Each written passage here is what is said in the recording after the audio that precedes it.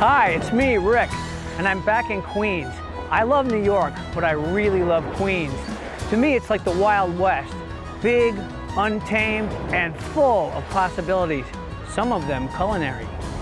One of my favorite places in Queens is this place, Gantry Plaza State Park in Long Island City.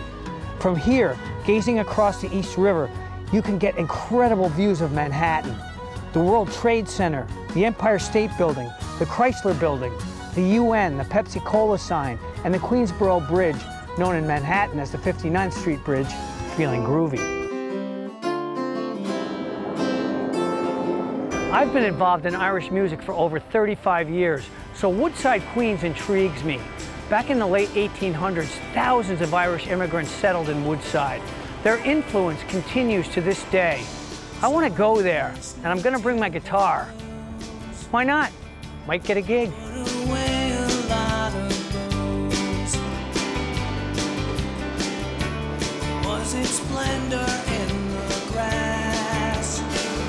I'm new in town here, but I'm pretty sure this is where you catch the subway. Time goes by so very fast. There's a price you'll... Play an Irish song for crying out loud. Oh, jeez. Already right, already right, already, whiskey's in the jar. Oh! Here's your shepherd's pie, Rick. Oh, thank you very much. Here? This is shepherd's pie from the British Isles. Normally is made with lamb or beef. When it's made with beef, it's cottage pie, and when it's made with lamb, it's shepherd's pie, but these days, it's all shepherd's pie. This is Irish comfort food, for sure. Oh, look. And this is Irish comfort food, too. Breakfast of champions. Yeah.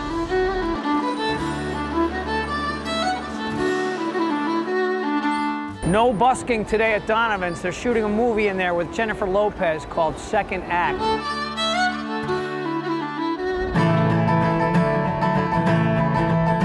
I'm a rambler, I'm a gambler, I'm a long ways from home.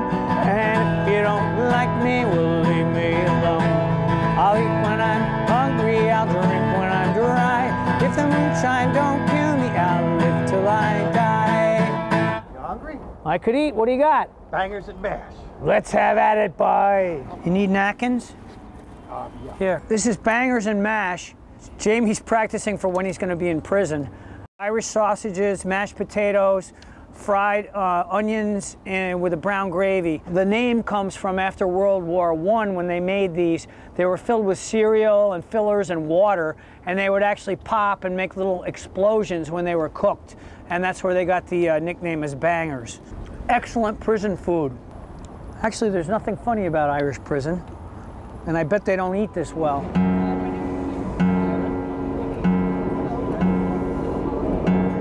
Down by the valley so shady, he whistled and he sang till the green woods rang, and he won the heart of a lady.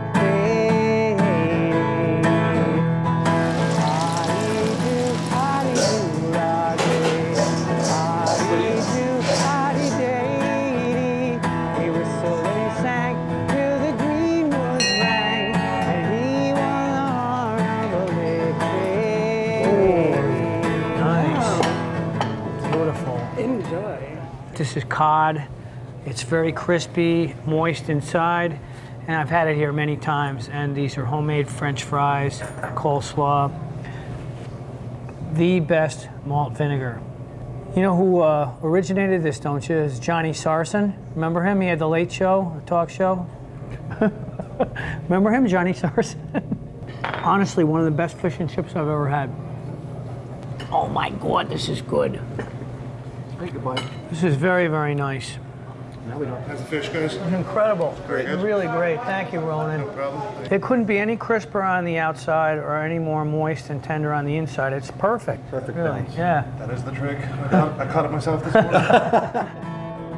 A toast to our good friends at Saints and Sinners and Sinead and Woodside. The Irish are still happening here. It's in my flavor saver for later. And now we're looking for Sunnyside, but I'm not quite sure where it is. I know on the map it said it was between Woodside and Long Island City. I don't know.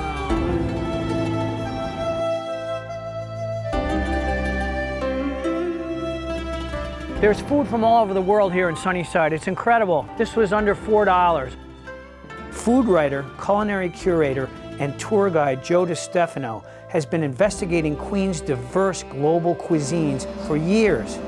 His blog, Chopsticks and Marrow, has been known to explore the interesting, delicious, and sometimes strange food in the borough he loves. Hey, Ricky B. Joe. How are you? I Thanks hope I for haven't kept joining you us. waiting long. No, we just got here. This is Jamie. Hey, Jamie, Nice to good meet too. you, sir.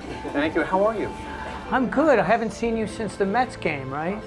Remember that? Something like that.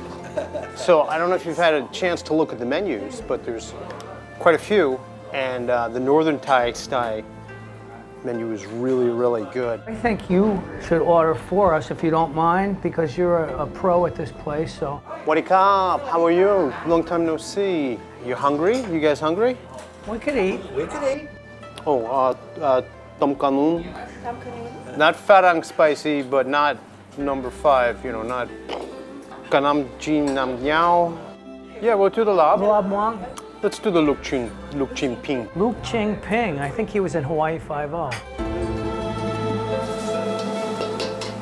You have a book that's coming out in December of 2017 called 111 Places in Queens You Must Not Miss. Is that it? Yeah, it comes out later this year, and I learned a lot writing it. That sounds like something I'm going to love to read, so I will keep it by my bedside and think of you often. Wait, that doesn't sound good. Oh wow, the food came. Can I set you up, Rick? Please. Her name is Lisa. Not as pretty as Rachel Ray, or as famous. I think this is like a Thai pork ragu. This is the lob. I'm gonna try some lob. That's good. It's very lobby. Lob liner. How sticky is that rice? It looks sticky. Sticky. Sticky enough to hold some lob. I'm so glad you guys still have the Northern Thai menu. Someone told me that you had eliminated it, and I said, no. This is very, very good. Oh my gosh. Would you like some lime? Lime, yes. And I wouldn't feel right unless you squeezed it personally. Joe, this is great. I don't think I could come here without you. So how many meals have you guys had today? This is our 5th. We ate at 3 Irish pubs already. I thought you were kidding. So I was born in Queens.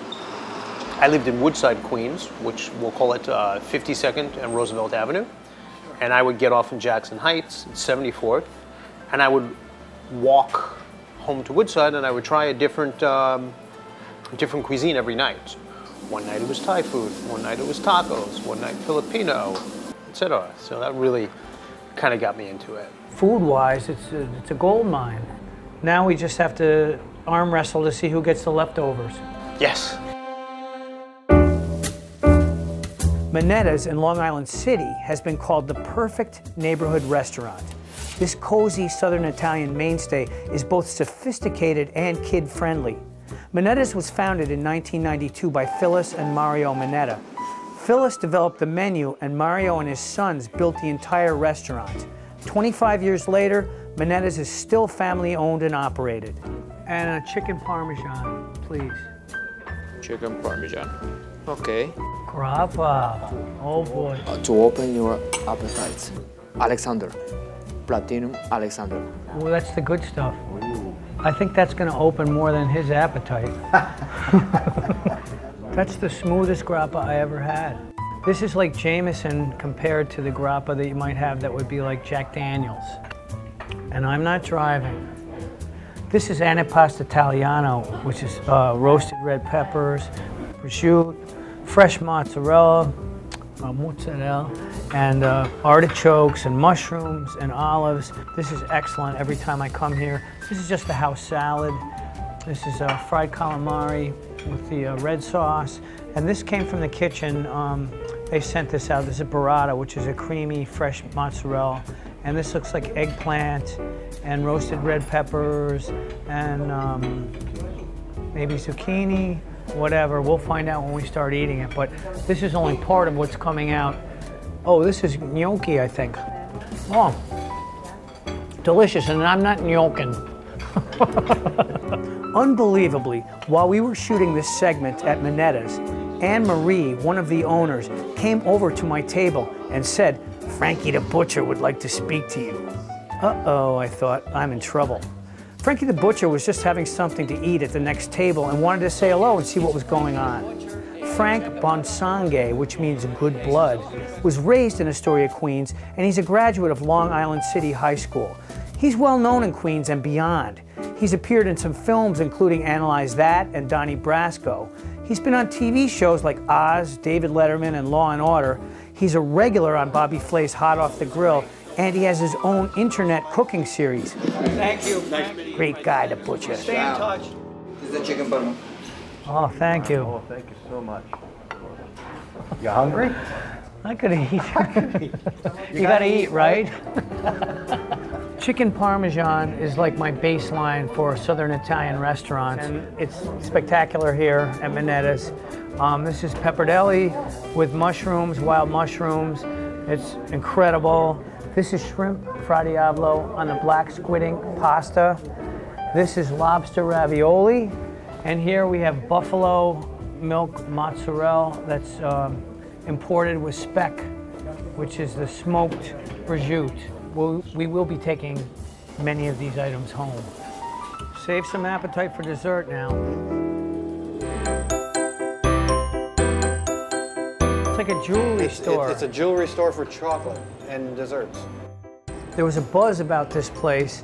I heard about it from Joe DiStefano. I read about it in a couple of magazines. So I came here, met the owner, Peter. I've been here about 6 times. The stuff is so beautiful, you almost don't want to eat it. It's basically art meets desserts. A lot of the ingredients are things that I either grew up with and also my travels to Italy. I studied architecture in Rome and worked for a sculptor in Venice. And so I kind of fell in love with those two cultures, kind of combining some of those two cultures and their flavors. So I use a lot of those ingredients that you typically don't think of, like ouzo. If you want to sample any of these. Oh, I think I could choke a little bit down. So that's a Colombian chocolate. The ouzo kind of like, brings some of the depth out of the chocolate. It comes in at the end. I pasteurize all my gelatos and sorbets so the flavor kind of stays. I read somewhere that Saturday Night Live commissioned you to make some pieces for them. So we actually carved clay figures out of plastiline and then basically made silicone molds from them. It was Alec Baldwin's sketch. Peter, he has a 3D printer that he will print molds and make the designs and pour the molten chocolate in there, make these dessert items that are just incredible. This one was a bar that I designed for a couple that got married at the Empire State Building. This one was a 3D printer of the Temple of Apollo. So I basically used my skills as an architect and sculptor. So I combined these two skills of the actual small miniature model making and then casting and making molds, which really drives me, fascinates me. I think the next step for me would be to try to make chocolate utensils or chocolate cups, something that you can serve a dessert in. It could become part of the dessert. Can I pair it for you guys? Sure. Basically, it's a phyllo dough that's shred almost like angel hair, very fine. The syrup that's in this is nutmeg, cinnamon, clove, orange peel. This is coming from my family's recipes, from my mother's recipes. My mother was incredible at making desserts. The two of them together is unbelievable. See what I mean about Queens? There's something magical about this place. But how it's going to change in the next 100 years, it's anybody's guess. That's all for this episode of Travel with Rick. But go to my website to find out about more videos and my tours to New York, Ireland, and California. Until next time, happy trails until we eat again.